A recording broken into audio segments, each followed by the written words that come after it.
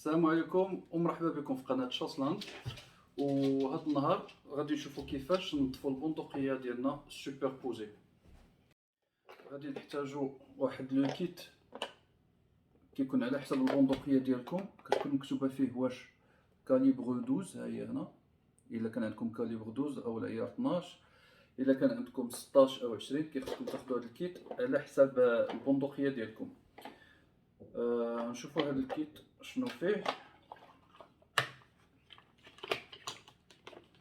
كيكون عندنا واحد العصي كيتمونطاج باش كنقدروا ندخلوهم في الكانو او في الماسوره. هو هذا على هذا الشكل، وكيكونوا عندنا 3 ديال الفرشات. بالنسبه لهذا العود كاين اللي كيكون خشب، كاين اللي كيكون الومنيوم، وكاين اللي كيقول لك الالومنيوم غادي يخسر الكانو. ما كاينش من هادشي، لان الكانو كيكون قاصح كيخرج منه الرش وما تيدير فيه والو لا حرك الالومنيوم.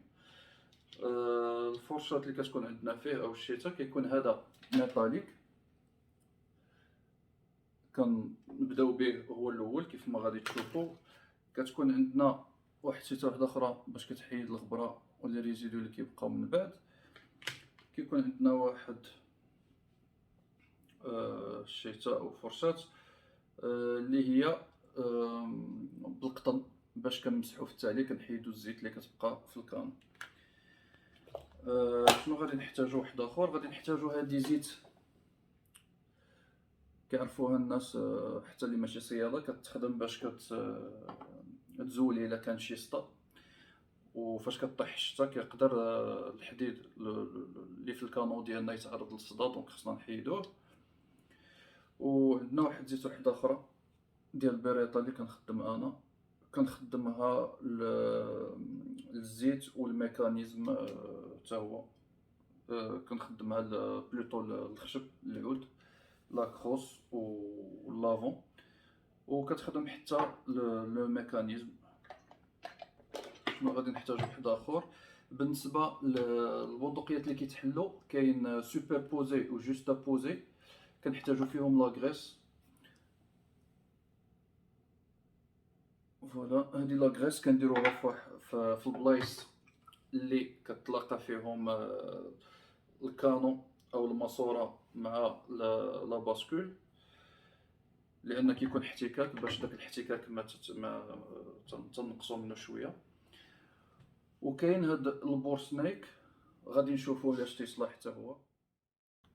وعندنا حتى هاد غادي نحتاجو الساروت ديال لي شوك. هادو لي شوك اللي عندي ديال البندقيه كيكون فيهم واحد الساروت باش كنحلو لي شوك باش حتى هما غادي نغسلوهم.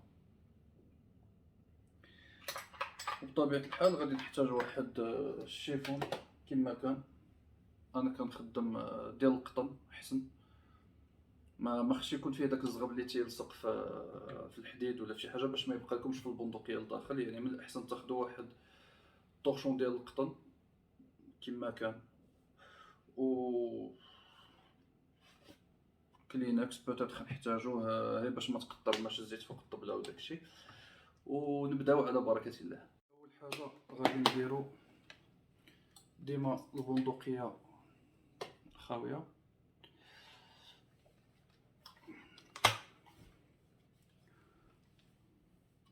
نحلو البندقيه ديالنا نديمونطيوها.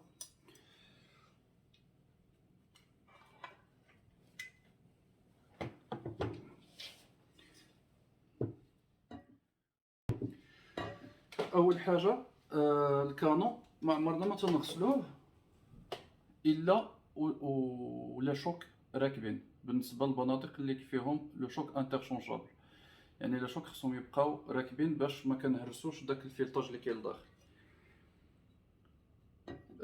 غادي نبداو غادي نديرو الزيت اللي كتحيد لنا الصدى، لان داك النهار طاحت شويه ديال الشتا. عفوا قبل ما غادي ندير الزيت خصني نشف بعدا من الماء. هانتوما تشوفوا شويه ديال الصدى هنا. هادي يلاه صيدت بها البارح ودغيا كيخرج الصدى، لان فاش كتفزق البندقيه وكتدخلها للدار هكذاك دغيا كيجيها الصدى. كيخص اول حاجه دير فاش تسالي الصيد هي انك تحلها وتخلي وتنشفها بشي طورشون ولا بشي زيف، وتخليها تنشف وتغسلها من بعد. يعني دابا اول حاجه غندير هي غادي نشفها باش الا كان مازال فيها شويه د الماء غادي تنشف، وغادي ندير الزيت ديالي اللي تتحيد اولا اللي كتزول لنا الصدى، وغادي نبداو. بعد ما نشفت البندقيه ديالي دابا يمكن لي ندير لها الزيت، ومن بعد غادي نحكو دوك البلايص اللي جا فيهم الصدى. يعني غناخد الزيت ديالي دبل دي 40 اللي كتحيد الصدى.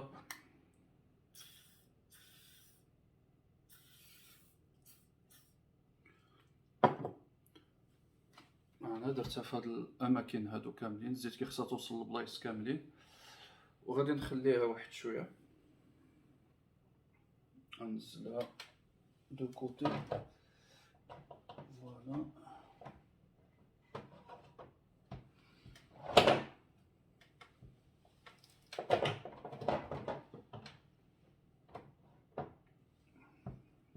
وغادي ناخد الكانو ديالي حتى هو غادي ندير له الزيت من هاد الجوايه هادو وحتى في وسط الكانو.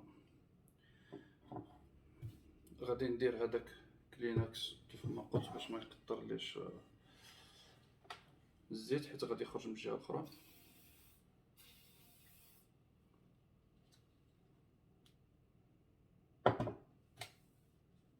ودابا غادي ندير الزيت من هاد شويه بشوش. الزيت كيخصها تبقى واحد شويه باش داك الصدى تيطلق. اون اتوندون غادي ناخد هاد الشيته ديالي ديال الحديد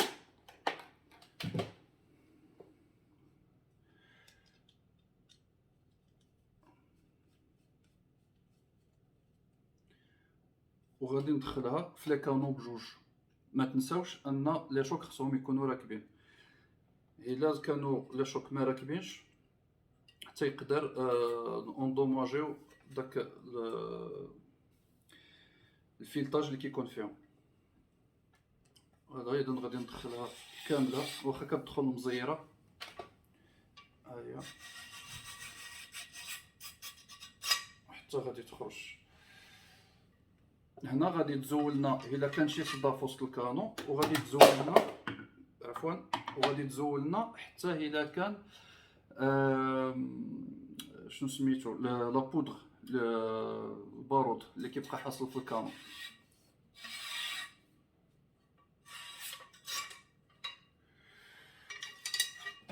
كنديرها في نفس المنحى، كندخلوه من اللور كنخرجوا من القدام في المنحى اللي كيمشي فيه الكارتوش اولا البلون باش تنتيريو في نفس المنحى. انا خرج مزير شويه لان داير لو شوك رقم واحد.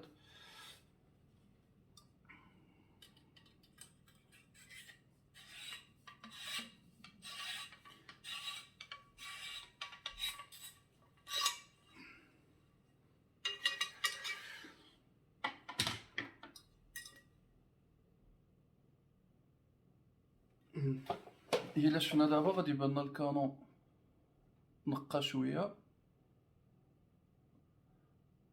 ولكن مازال فيه شي شويه ديال البارود لاصق.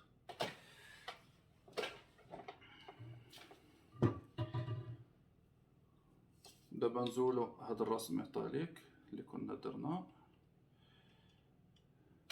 هذا باش نشوفو لي ريزولطا. الا درناه في كلينكس غنشوفوه شنو خرج. غادي يبان لنا شويه ديال البارود خرج. ولكن مازال غادي نديرو واحد شيصه وحده اخرى.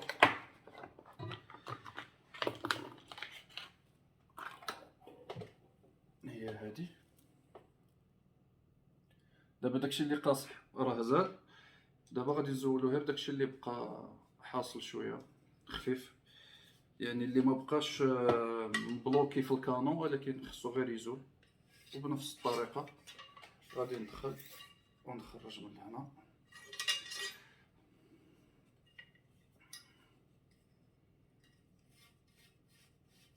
كندور شويه باش نحك الكانون.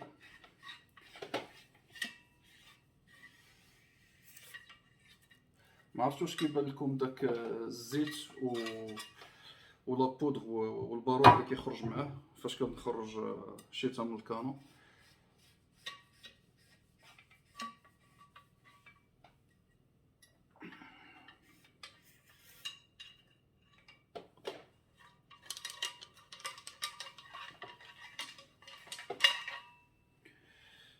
نعاودوها مره ثانيه.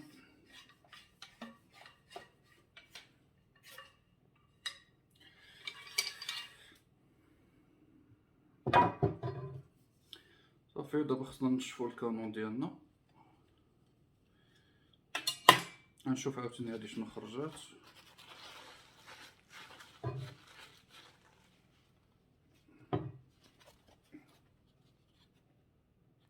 فوالا هادشي كله كان عندنا في الكانون. هادشي علما انني تنغسلها بعد كل خرجه ديال الصيد، ومع ذلك تتلقى ديما شويه د الوسخ فاش كتخرج فاش كتستخدم البندقيه.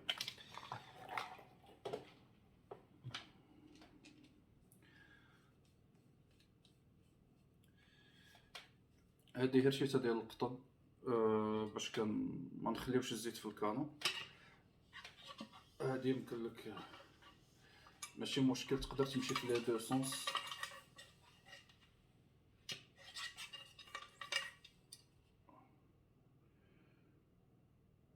وهادي كذلك.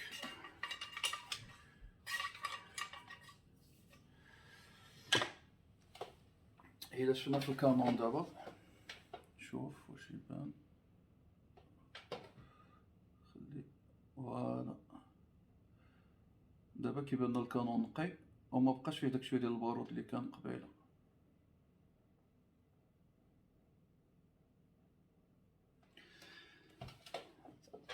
دابا غادي خصنا مازالنا جوج حوايج في الكانون. مازالنا هاد الجناب هادو ومازالنا لي شوك. اذا غادي نبداو بلا شوك هما الاولى. غادي نزولوا لي شوك ديالنا وغادي نغسلوهم بعد ما غسلنا الكانون. كيف ما قلنا الكانون كيخصو يتغسل ديما ولي شوك راكبين باش ما كيتهرسناش الفيلطاج. كما غادي نشوفوه، حيت كيف ما شفتو دخلنا هذيك الشيته ديال الحديد اللي هي قاصحه وتقدر توندوماجي هذا الفيلطاج هذا. اذا خسر هذا الفيلطاج ما يمكنناش نبقاو نديرو لا شوك. اوكي ضيعنا الكانون ديالنا.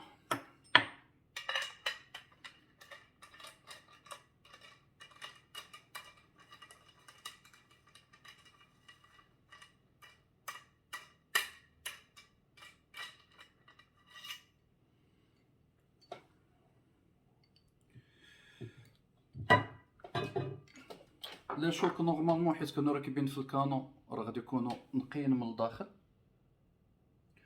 ولكن من برا ومن القدام غيكونوا موسخين شويه. فوالا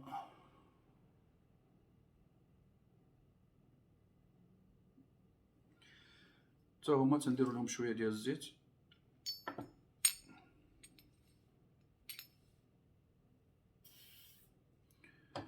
وغادي نخدم، خصني شيته ديال السنان فرشاه عاديه. انا كنخدم هذه الكتريك حيت كتسهل عليا الخدمه.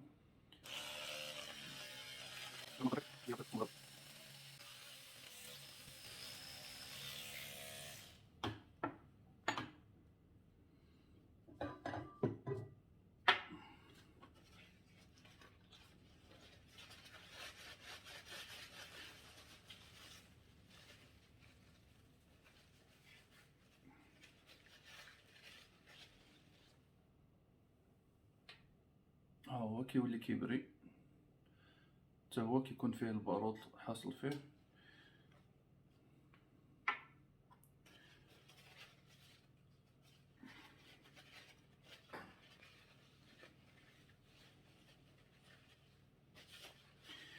دابا غادي نرد لي شوك ديالي، وعاد غادي نكمل نضيف ديال البندقيه. الطلقه الاولى كتخرج من التحت، اذا غادي ندير فيها الرقم 3. هذه غير معلومه زايده لان كيضرب الرش مفرق اكثر، كتكون عجله قريبه. والكانو الثاني هو اللي الفوق ندير فيه الرقم 1 باش هي ها هي دي رقم 1 باش هي ما جبتهاش في الضربه الاولى كنلحقها في الضربه الثانيه كتكون بعيده.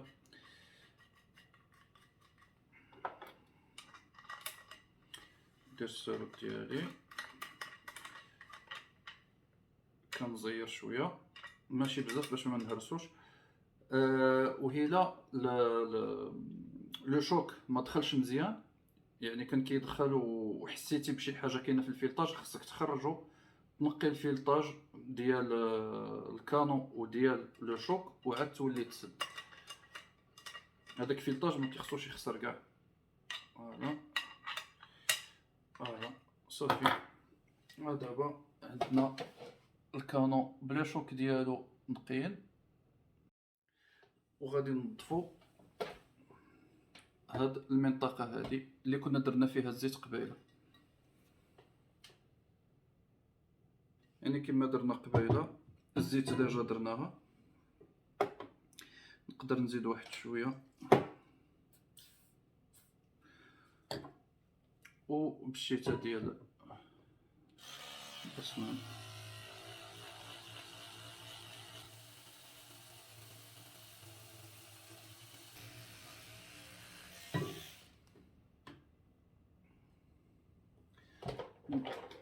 لاحظت واحد شويه ديال الصدى لاصق مزيان، غادي نحاول معاه بهاد الشيته هادي ديال الحديد.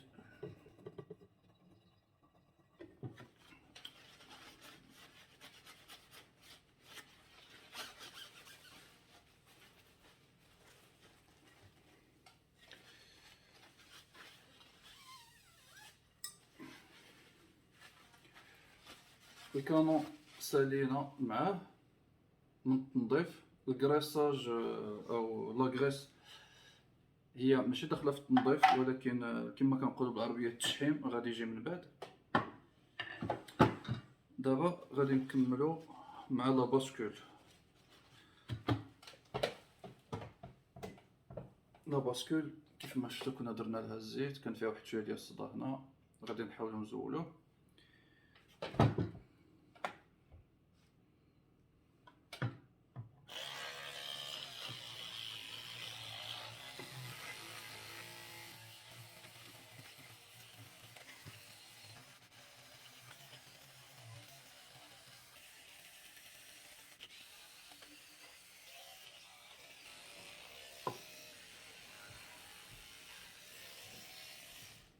هاد الجناب ديال القرص تا هما كيخصنا ما نساوهمش، سورتو الا كندخل فيهم التراب ولا شي حاجه. صافي دابا غادي نشفو.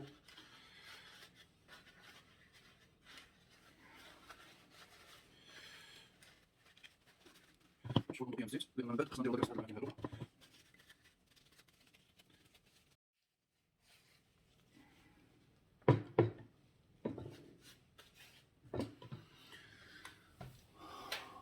هانتوما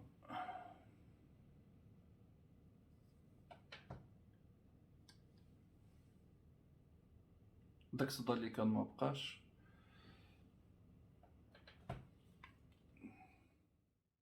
دابا باش نديرو لاكريس كيخصها تجي تحط في هاد الاماكن اللي كيتلاقى فيها الكانو مع لا باسكول. كاينه هاد الحفره هنا بحال هنايا من جوايه بجوج، هنا وهنا.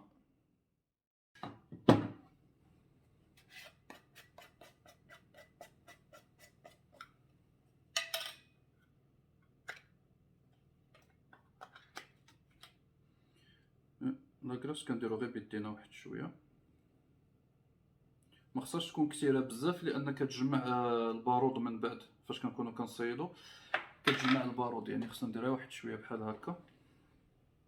وكندهنوا هاد المناطق اللي غادي يكون فيهم لو كونتاكت.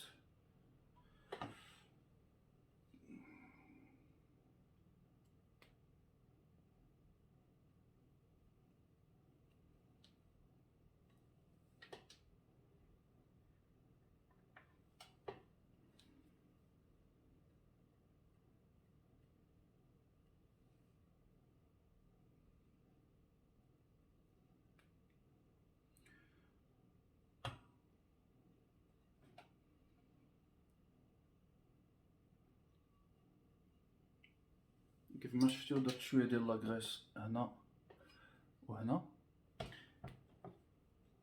هاد البلايص اللي وريتكم قبيله ما غاديش نحتاج ندير فيهم لاكريس لان غادي تحطم من الكانو، غادي تجي عليها مباشره. ها هي هادي كتبان لاكريس ديالنا مع لا باسكول. فوالا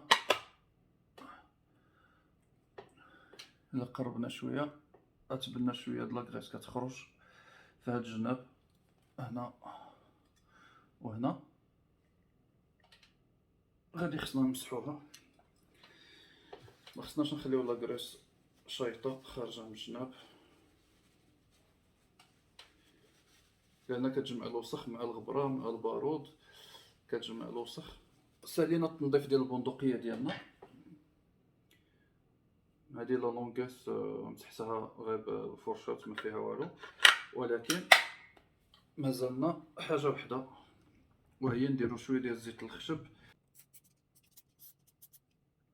ديال الخضر.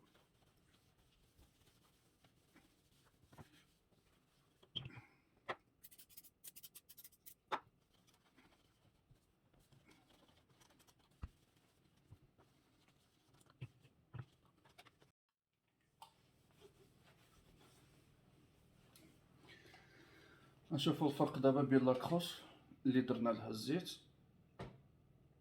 وبين لو دوفون اللي ما درنالوش الزيت، كيبان شويه ديال الفرق.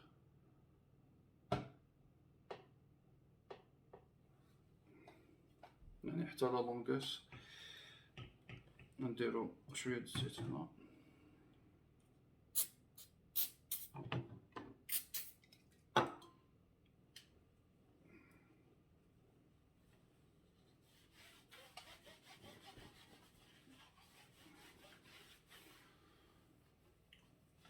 هادي يمكن لكم تمسحوا بها حتى الكانو، ولكن خصو ينشف ما يبقاش فيه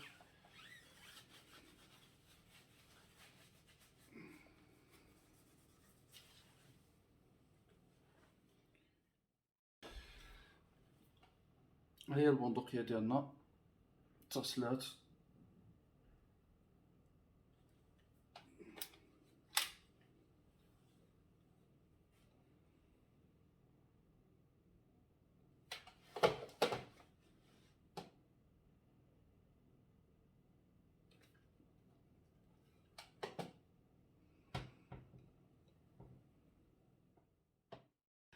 كنشكركم على حسن المتابعه، والى اللقاء ان شاء الله في حلقه اخرى اللي غادي نقدموا فيها باريتا A400 الترا لايت. هي واحد البندقيه سيمي اوتوماتيك، ومن بعد ان شاء الله حتى هي غادي نديروا التنظيف ديالها. السلام عليكم ورحمه الله.